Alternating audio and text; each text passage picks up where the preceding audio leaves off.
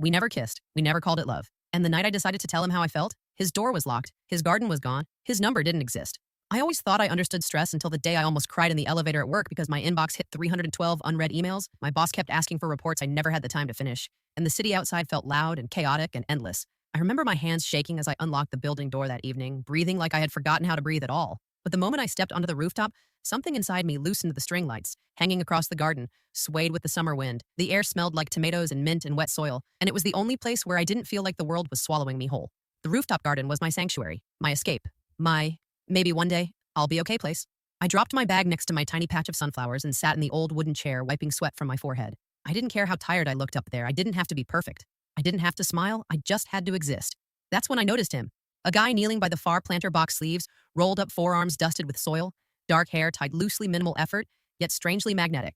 I had never seen him before. And trust me, I would have remembered he looked up exactly as I tried not to stare, and for a second we were locked eyes in summer heat and stunned silence. He smiled first, not too wide, not flirtatious, just soft, like, hey, we're two exhausted humans trying to survive too. I didn't know what to do, so I looked away like a total coward. I pretended to water a plant that didn't even need water, and inside my chest something pounded way too hard. He stood and walked closer, each step slow, like he didn't want to scare me off. New neighbor, he said, voice warm, maybe tired like mine. I nodded, trying to breathe like a normal person. Welcome to the jungle, I muttered, and instantly regretted it. What was that even supposed to mean? He laughed in a way that didn't feel cruel, more surprised, almost like he liked the awkwardness. I'm Adrian, he said, I'm Mia. I said, the city boiled around us, but up on that rooftop, it felt like the temperature changed. Maybe it was the wind. Maybe it was his eyes. Maybe it was the fact that for the first time in months, I didn't feel invisible. He asked if I came up here often, and I almost laughed because if he knew how many times this rooftop saved me, he'd think I was ridiculous. He pointed to his small planter basil cucumbers, cherry tomatoes, brand new seedlings, and I don't know why, but I felt proud like the garden had welcomed him. Every time the wind blew, the string lights flickered, and it felt like the world was whispering something I wasn't ready to hear, but I felt it.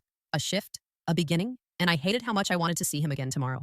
What do you think Mia felt the moment she saw Adrian? Fear or curiosity? I spent all day at work pretending I didn't care whether I would see him again tonight, pretending like I didn't replay every second of last night in my head, the moment he smiled, the dirt on his hands, the sound of his laugh, the soft confidence like he was comfortable just existing, while I was always terrified I would never be enough for anything. I kept checking the clock, waiting for 6 p.m., and when it finally hit, I practically ran out of the office, breathing in that hot New York summer air like it was freedom, even though my heart was punching its way through my ribs. On the elevator ride up to the roof, I caught my reflection in the doors, messy hair, smudged eyeliner, and I almost turned back because why would someone like him look at someone like me? But then the elevator dinged and the doors opened, and the air of the rooftop hit me before doubt could drag me back down. He was there, already watering his plants, shirt slightly damp from heat, hair messy in a way that looked incredibly good on him. The moment he saw me, something bright flashed across his face, not just polite happiness, something more real like relief, and my whole body lit up and panicked at the same time. You came, he said, and I tried not to melt at the warmth in his voice. I always come up here. I answered truthfully, though it sounded embarrassing, like I was admitting I had nowhere else to breathe. He picked up a small potted basil and held it out to me. Smell this, he said, and our fingers brushed for half a second, and that half second felt like electricity racing from his skin to mine. I leaned in and the scent hit me, fresh, warm, comforting, and suddenly I wanted to stay in that moment forever. He asked about my sunflowers. I told him I planted them the week my panic attack started because I needed to believe something small could grow. Even if I was falling apart, it slipped out before I could censor myself, vulnerability spilling out of me like water from a cracked glass. His expression changed, not pity, not shock, just softness, empathy. Like he knew exactly what that felt like he had planted things for the same reason. I used to come up to a rooftop in Queens when I was drowning with work and family expectations. He said it's strange how soil feels safer than people sometimes, and I felt seen in a way I didn't know I craved. We watered plants side by side, and it didn't feel awkward. It felt necessary, like we were learning each other through silence rather than small talk. The city lights blinked around us, the string lights swayed, and the wind kept brushing my skin like the night itself wanted to touch me. When he reached for a watering can, I reached at the same time. Our hands collided again, and this time neither of us moved away. His eyes dropped to mine, and suddenly it felt extremely hard to breathe. There was something there, something sparking, something dangerous and beautiful, and I wasn't sure I was ready, but I wanted it anyway. Do you think Mia is falling too fast or just finally allowing herself to open up? I didn't expect seeing him again so soon, but the universe didn't even wait a day. The next evening, I pushed open the rooftop door with my usual exhaustion from work, and there he was already standing among his plants, his headphones hanging around his neck, and his hair a little messy like he had been running his fingers through it all day. He turned when he heard the door, and that smile, the effortless, warm one, stretched across his face like he had been waiting for me. I don't know why, that made my heart stutter. But it did. I walked toward my garden patch pretending I wasn't hyper-aware of him, but every move he made echoed in my chest. He was watering his basil and humming softly. Then he asked casually, "So tough day again?" His voice wasn't judgmental. It wasn't nosy. It was simply curious, the way you ask when you genuinely care. Instead of just filling silence, I didn't mean to open up, but I did. Yeah, back-to-back meetings, client tantrums, laptop nearly overheated, same old, same old. He laughed lightly and not at me, but with me. That kind of laugh that says, life is ridiculous, but we're surviving. He told me about his day. Then he works remotely as a landscape architect, which suddenly made everything about his rooftop plants make perfect sense. He said he likes turning small spaces into escape rooms from life. I wanted to say, I think he already turned my evenings into escape, but of course I didn't. We watered plants side by side without rushing. The sky slowly shifted from pastel orange to deep purple, and the string lights above us lit up automatically, and that changed everything. His features looked softer in the warm glow, and I could see how kind his eyes were, how gentle his hands were with every leaf he touched. He kneeled near his planter, then reached toward mine. The soil looks dry here. He said, may I? I nodded and watched him closely. The carefulness, the patience, the way he respected even the smallest plant. It felt like a mirror of how he'd treat people too. And I suddenly wanted that kind of gentleness in my life more than anything. At one point, our hands brushed, barely a second. But my breath froze, like someone paused time. He pulled back quickly, not because he didn't want it, but because he was giving me space the way good people do when they feel something growing and don't want to rush it. My heartbeat was so loud I was sure he heard it. We didn't speak for a moment. Then he stood and said, rooftops are better shared, don't you think? I didn't trust my voice, so I just nodded, and that was enough for him. He smiled again, and it wasn't the first smile, but it was the first smile that felt like a beginning. Before leaving that night, he pointed at the rosemary plant and said, by the way, rosemary means remembrance. Tradition says it's for people we don't want to forget. Then he walked toward the exit while I stood there trying not to melt, because he didn't say he wouldn't forget me, but every piece of that moment suggested he wouldn't. Do you think he touched her hand on purpose or truly by accident?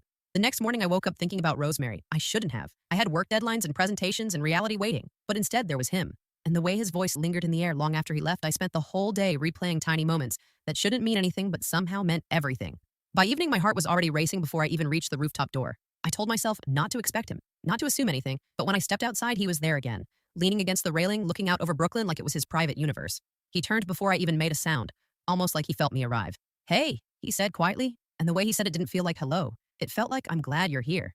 I joined him, and for a few minutes we didn't talk. We just watched the city, car horns below, the sunset turning gold, a breeze carrying the smell of tomatoes, rosemary, and a hint of his cologne.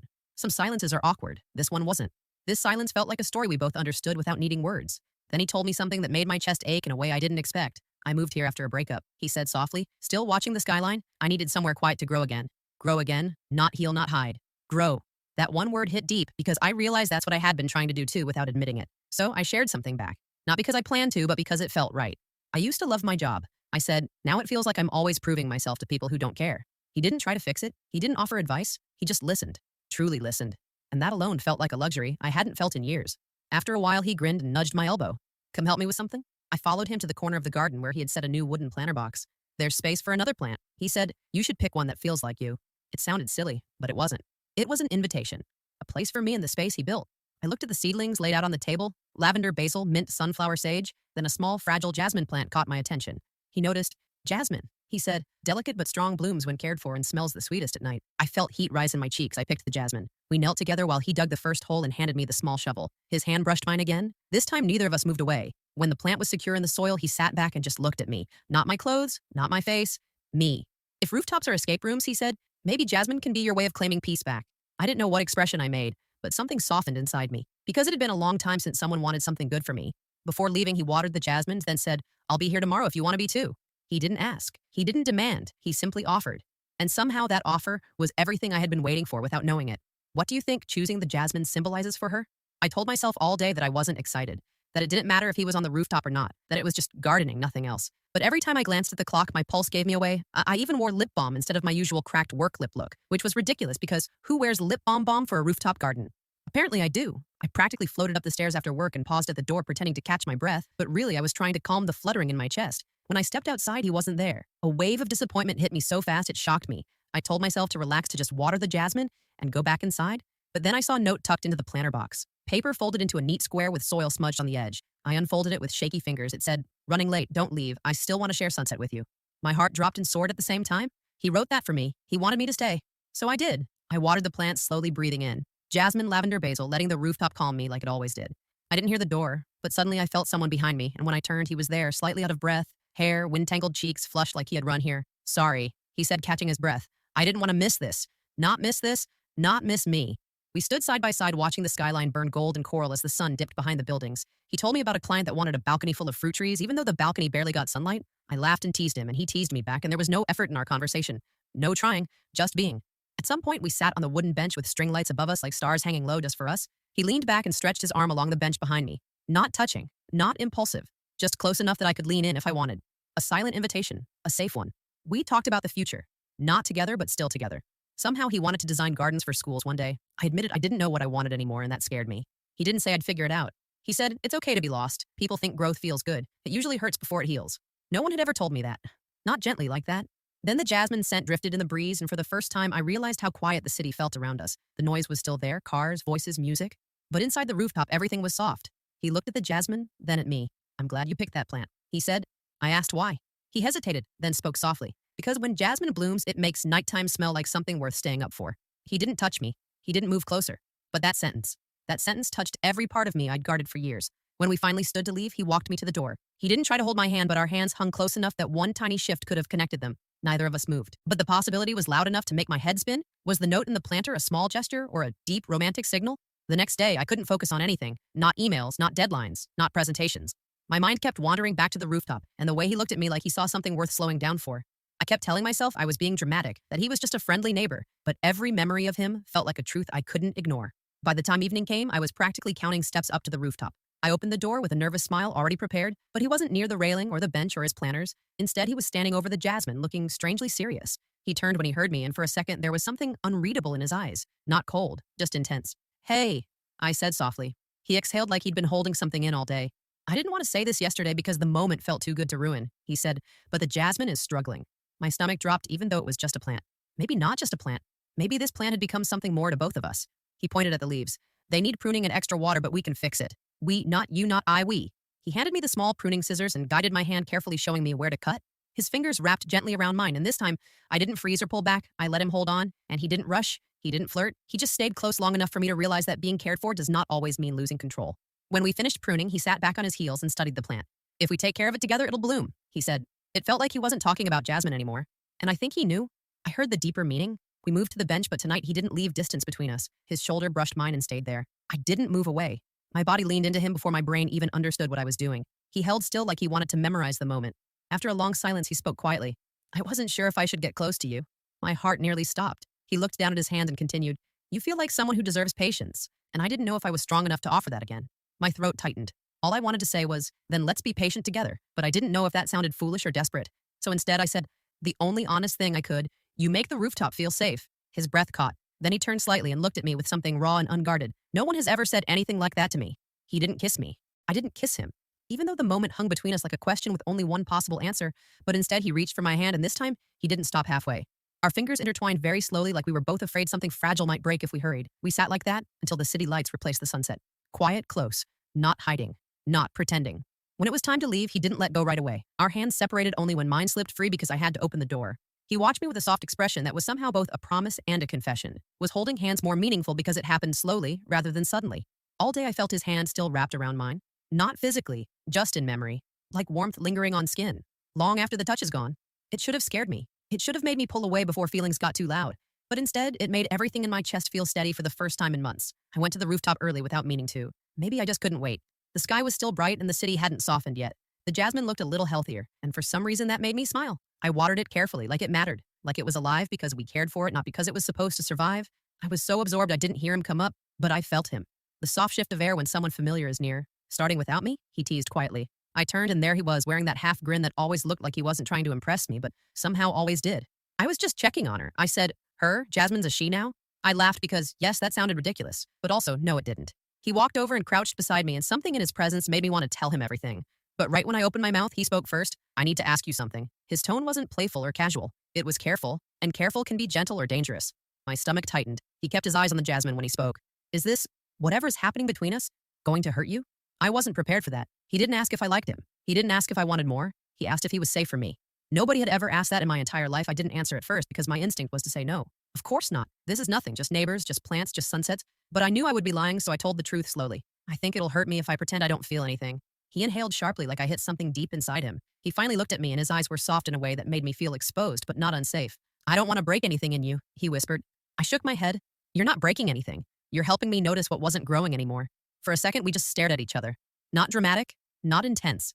Just two people realizing something they've been trying not to see. He reached out like he was going to touch my face, then stopped halfway. Not because he didn't want to, but because he needed permission without asking for it. So I leaned forward, maybe a millimeter, maybe less, and that was enough. His fingers brushed my cheek. Barely there, but my whole body felt it like a confession. He didn't kiss me, I didn't kiss him, but the air changed. The world changed. It was the first time I wasn't afraid of how much I wanted someone. He pulled his hand away gently and whispered, "We'll go slow, but I'm not walking away." That sentence didn't feel like romance, it felt like relief. We sat side by side until the string lights blinked on and the sky turned from copper to violet. Neither of us touched again. We didn't need to. Slow was suddenly the most intimate thing in the world. Was his question about hurting her a sign of maturity or fear of falling again? The next morning I woke up with a strange lightness in my chest. Not excitement, not anxiety. Something in between. Something steady like my heart finally trusted where it was going. Work didn't magically get easier. People still sent impossible emails and talked over me in meetings, but none of it stuck to me the way it used to, because somewhere at the top of the building, someone existed who didn't demand or take someone who wanted to know me, not use me. By the time evening arrived, I felt a quiet anticipation, instead of the restless hunger I'd felt. Before I walked up the stairs slowly, almost afraid rushing would break the spell. When I opened the rooftop door, he was already there, arranging soil bags and new seedlings, but he looked up the second he heard me, and that look, not dramatic, not intense, just warm and real, was enough to make my heartbeat stumble. Before gardening, he said, "I have something to show you." He doesn't do grand gestures, so the sentence made me nervous and curious all at once. He led me toward the far corner of the rooftop, a little spot where we rarely sat, and there on the small table were 2 mugs of iced lemonade, mint floating on top, condensation glistening like tiny jewels under the fading sunlight. "I thought you might need something refreshing after work," he said, simple words, but no one had thought of what I needed in a long time. We sat down and I sipped the lemonade slowly, cold, sweet, tangy, and somehow it made my chest sting a little because it reminded me what it felt like to be cared for. He didn't stare, he didn't flirt, he just watched me with soft curiosity like he was learning me piece by piece. Then we started talking, not about work, not about stress, but about childhood memories, music books, favorite smells, favorite seasons, the tiny things people don't share unless they feel safe. At some point, I told him I used to paint when I was younger. He looked genuinely surprised. "Why did you stop?" I shrugged. Life got loud. He nodded quietly, then said something I didn't expect. "Maybe you should let it get loud again for the things that make you feel alive." Something inside me trembled at that, not because he was telling me what to do, but because he saw something in me I'd buried so deeply I almost forgot it was there. Eventually the sun dipped and we went back to the plants. The jasmine looked better, stronger, hopeful. And when I crouched to water it, he crouched beside me. Very close, his arm brushed mine and didn't move away. The air shifted again, the same way it did during the hand-holding, the same way it did during the cheek touch. The city noise faded, until the only sound I heard was my pulse in my ears. He looked at me for a moment too long. His lips parted like he might say something, or maybe kiss me. I felt myself leaning in without meaning to. Not enough to close the space, just enough to admit the truth. He exhaled shakily and turned his head away for a second, not to reject me, but to gather himself. When he looked back, he whispered, "If I kiss you now, I won't be able to pretend it's slow anymore." The honesty left me breathless because it meant he wanted to. Badly, I didn't tell him to do it. I didn't pull him closer. I just said softly, "Then don't pretend anything." His expression tightened with emotion he wasn't ready to act on. So instead of kissing me, he reached out, took the hair tie from my wrist and gently tied my hair back for me. The most delicate gesture, the most intimate non-kiss. My whole body felt it. When we finally stood, he walked me to the door like always. But tonight he didn't step back immediately. He looked at me as if he was memorizing the moment, then whispered, "My slow doesn't mean distant, it means real." I didn't sleep much that night, but I didn't mind. Did he stop himself from kissing her because of self-control or fear of going too fast? I don't know how I made it through the next day. My body was in the office, but my mind was still on the rooftop, replay after replay of the moment he tied my hair. The way his hands trembled just slightly, the way he looked at me like kissing me would ruin and save him at the same time. By evening, I wasn't nervous anymore. I wasn't uncertain, I just missed him. A steady quiet. Missing that didn't feel desperate, just real. When I stepped onto the rooftop, he was sitting on the bench waiting. Not gardening, not watering, waiting. And the second he saw me, something softened in his whole face, like he'd been tense all day too. I sat beside him without a word, close enough for our arms to touch, and when they did, neither of us shifted away. We just sat there, breathing in sync, the sky turning soft shades of gold and rose above us. "I thought about you all day," he confessed suddenly. Not dramatic, not embarrassed, just honest. And my breath caught because I had never been someone admitted they thought about. I swallowed hard. I did too. He let out a shaky breath like he'd been waiting for that answer. Then he leaned back against the bench, but he didn't put his arm around me like in movies. He just let his hand rest beside mine on the seat, close enough to touch, close enough to torture. I stared at our hands and I knew I could just move 1 inch, 1 little inch, and everything would change, but before I acted, he spoke again. "I'm terrified of rushing," he said, not avoiding my eyes, just trying to trust me with something raw. Every time something in my life felt good, I held onto it too tightly and broke it. I listened, quiet. Not to fix him, just to understand him. Then I told him my truth. I'm terrified of not rushing, of waiting so long that everything fades before it becomes real. 2 opposite fears, 2 different wounds, and somehow they were both sitting shoulder to shoulder here in the same place. He reached out slowly, lifted my hand gently and placed it on his chest over his heartbeat, not pulling, not gripping, just letting me feel it. Fast, uneven, honest. "This is what you do to me," he whispered. My whole body went weak, because for once someone wasn't pretending to be unaffected. He wasn't trying to hide. He wasn't trying to control the narrative. He was letting me see him. I could have kissed him. I knew it. He would have let me. He might have even needed it, but I didn't. Instead, I slid my fingers under his shirt collar. Not seductive, just close personal present. Letting him feel that I wanted him, but not demanding anything from him. His breath hitched, his eyes closed, and he whispered, "If you touch me like that again, I won't be able to stop myself." The words were half warning, half begging. I slipped my hand away, not rejecting, just promising. We sat there trembling together, two people holding back, not because of fear, but because the moment was too important to rush. Before we left, he rested his forehead lightly against mine. No kiss, no lips, just closeness so deep it felt like a vow. When we finally separated, he whispered, "Tomorrow, I won't hold back anymore." My heart stopped, then raced. Is tomorrow the moment they've both been waiting for, or will something interrupt it? All day his last sentence kept repeating in my head, "Tomorrow, I won't hold back anymore." I didn't know what that meant. A kiss, a confession, or something bigger. But every version of it made my chest feel full and unsteady in the best way I got. Through work in a daze, hours passed without fully landing in my mind. Every time someone asked me something, I answered automatically because mentally I was already climbing the rooftop stairs. When evening came, I didn't put on makeup. I didn't dress up. I didn't rehearse what I might say. I wanted to show up as myself, the girl who found a piece of her heart between jasmine leaves and string lights. When I reached the rooftop, the door was open. He was there, facing the skyline, hands in his pockets. The sunset behind him made him look like a silhouette carved by light. For a moment, everything inside me went still.